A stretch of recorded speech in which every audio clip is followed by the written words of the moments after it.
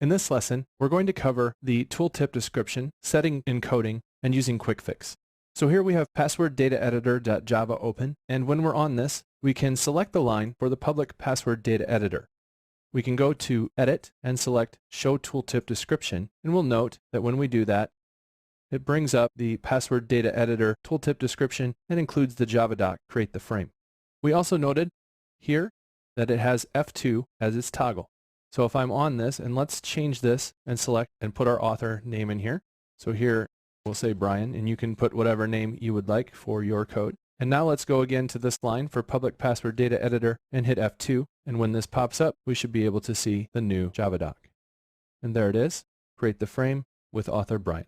So that's the tooltip description. We can easily see things about methods by hitting F2 or selecting Edit, Show Tooltip. The next thing I want to show you is encoding.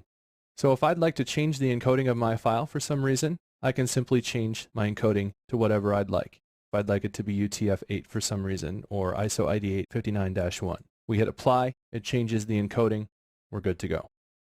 And finally, I want to show you Quick Fix, which is available in the Edit menu as well.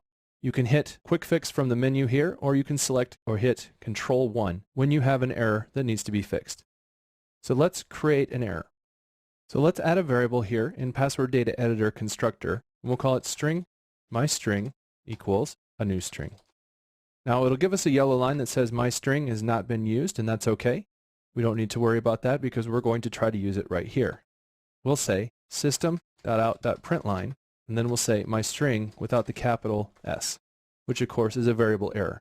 Now when we note that, it says my string cannot be resolved to a type, and if you'll note, it says 5 quick fixes available, and those are the 5 quick fixes.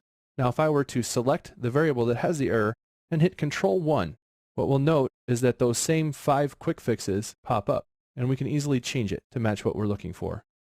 And that fixed our error. So I'm going to undo so I can see that error again. Once again, up here in Edit, I could simply say Quick Fix, and that will bring up my Quick Fix options as well. And here I can then do whatever I need to do to fix my code. So that's how we use Quick Fix very easily to provide solutions to missing imports or variable names that are misspelled or method names that are misspelled or whatever our small errors might be. And so that wraps up our look at using the tooltip description, setting our encoding for our file, and using Quick Fix.